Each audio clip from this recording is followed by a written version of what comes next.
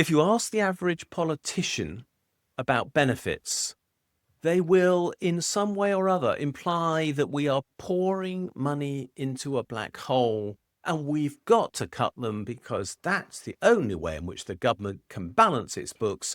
And apparently, the government balancing its books is vital for economic growth. All of that is complete and utter nonsense. The actual reality is that making benefit payments in the UK is one of the best ways that we have available to us to stimulate growth in this country. If Labour only understood that, they would never have got themselves into the mess they did around personal independence payments. They would never have had to fall out with their own party. They would never have looked like the fools that they now do. But they were totally confused by neoliberal myths. So let's talk about the economics of benefits. Let's be clear. The benefits that are paid by the UK government do almost entirely go to poorer households, those who are in the bottom half of the income distribution overall. And yes, some of them do go to people who have reasonable incomes because they are in situations where they need those benefits to be paid to them. For example, people who do have personal independence payments, who can work, but who nonetheless need to be assisted with the extra costs that their disability creates. Nonetheless, though, however it is looked at, the vast majority of the benefit payments in the UK go to people on lower incomes. And if there's one thing that we know about people in the UK who are on lower incomes, it is that they have very few savings. Only 9% of UK wealth is owned by people in the bottom half of the income distribution. And as a consequence, what we know is that the vast majority of the money that they get month in, month out is spent by them, and virtually straight away. But that doesn't mean to say that the money that we pay them in benefits is wasted. Far from it, in fact. Because the reality is that the moment the people who receive these benefits get them, they begin to spend them and they become someone else's income. The benefits that a person receives immediately begin to support somebody's job, somebody's business, somebody's service. And understanding this is absolutely vital, because if we understand that benefit payments immediately become the income of people who are working inside the economy, what we can see is that benefit payments don't just support those who need them, but they support our businesses as well. And what is more, they also support tax receipts.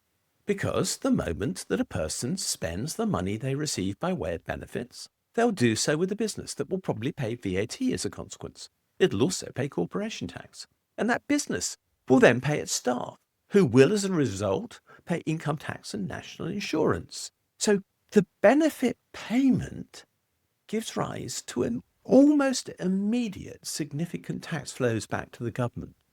The money isn't lost, it's fueling government revenue. But this isn't a process that happens once, because of course, once the staff who are paid by the business who receives the income that the benefit recipient had have their net pay at the end of the month, they'll go out and start spending it, because they most likely will still be in that group of people in the UK who save very little.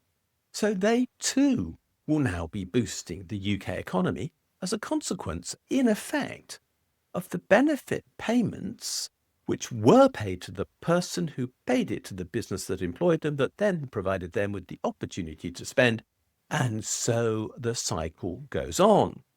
We do in fact create a virtuous cycle, which economists call the multiplier effect, because this money goes round and round and round and round.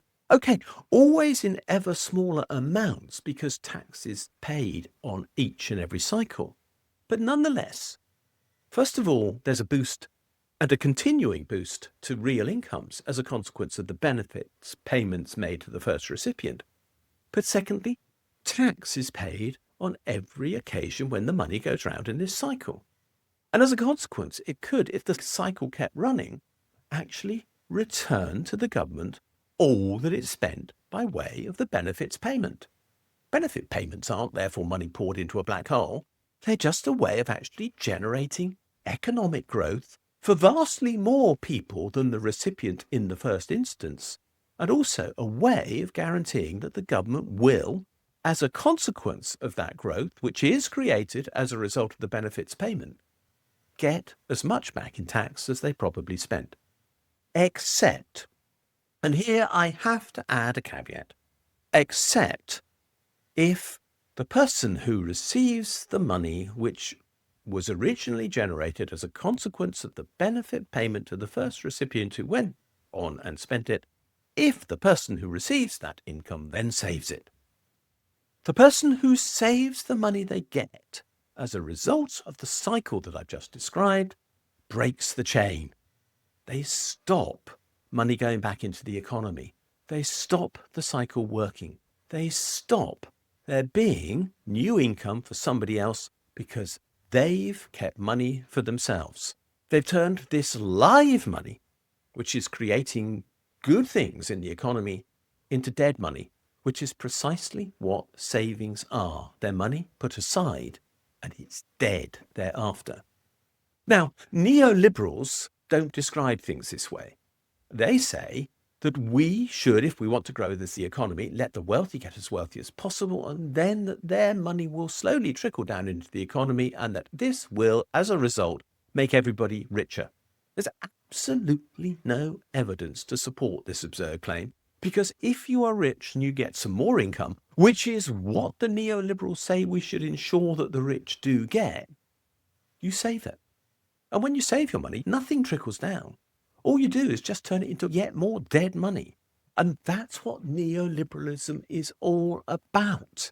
It's about capital accumulation for a few at cost to the many. But if we start injecting money instead into the economy with those who are amongst the poorest benefit recipients, what we can guarantee is that we get the maximum payback on that money, because it will circulate many more times before the wealthy get their hands on it, put it aside, and break the cycle of growth which it gives rise to. Far from wealth trickling down, the truth is that wealth in our economy floods upwards, and it is the accumulation of wealth by the wealthiest that actually prevents the reality that growth could be much larger than it is in the UK if only they didn't put money aside. Now, what does that mean? We need to stop the wealthy from hoarding, is the actual truth of the matter. Far from money being wasted on making payments to those in receipt of benefits, as most of the wealthy would claim, where money is wasted in the UK economy is by letting the wealthy have it, who then don't want to use it. And that should be glaringly obvious. Leaving money with somebody who doesn't want to use it can never create new wealth, because nobody's got it to spend. So as a consequence, what we need to do is, and let's be blunt about this, tax the wealthy more, redistribute to those on lower incomes, and as a consequence, that dead money which the wealthy had, which we've now put back into circulation as a consequence of taxing them, so that we can then manage the consequences of giving those on benefits more money to spend, that process will fuel growth. Giving money to the wealthy won't. Giving money to the poorest in our communities will. Benefits are the way to make our economy stronger. They're not about charity. They're not about feeding black holes. They are literally about how our economy is kept running. And it's the greed and ignorance of neoliberalism that has fueled the imaginations of politicians who actually believe all the nonsense that it has to say that is holding us back. We can beat the problem of low growth and a stagnant economy, but we can only do it by taxing the wealthy more and by providing more income to those who do not have enough, because they will spend it, and that will fuel our economy and employment and growth and investment. And what is more, let's be clear about this, the government would even balance its books, because the money would circulate for longer before it ended up in somebody's savings account, and as a result, government revenues as a proportion of GDP would rise, not because we increased tax rates, but simply because the money was allowed to circulate for longer. The economics of benefit payments are the reverse of what we're normally told. But that's always true in macroeconomics, because macroeconomics normally runs the other way around from microeconomics, which is the economics of the household. And far too many of our politicians believe that the economics of the household are what should be applied to the management of the state. They're not. If we only understood that if we feed money into the bottom of our economy, we get the maximum growth rate. But if we feed it into the top, we get the lowest possible growth rate. Then we would have a better economy, a better society, and better off people. Why don't politicians want that? I wish I knew. Thanks for watching this video. If you've enjoyed it, please do click the like and subscribe buttons because they do genuinely help us spread the word on YouTube. As importantly, could you have a look at the section below this video where it says more? And there you'll find a link to my blog. And if you follow that for the specific link to the blog entry related to this video, you'll find a transcript of this video and lots of other related material, plus a ChatGPT prompt that you could use to write a letter to your MP on the contents of this video, which will turn you into a campaigner, which will be a great thing to do. Finally, if you do appreciate the work we're doing, can you think about giving us a donation? If you'd like to do so, there's a link below, or you can find one on my blog where there's a Ko-fi button saying, please buy me a coffee. Thanks a lot, and we'll see you again soon.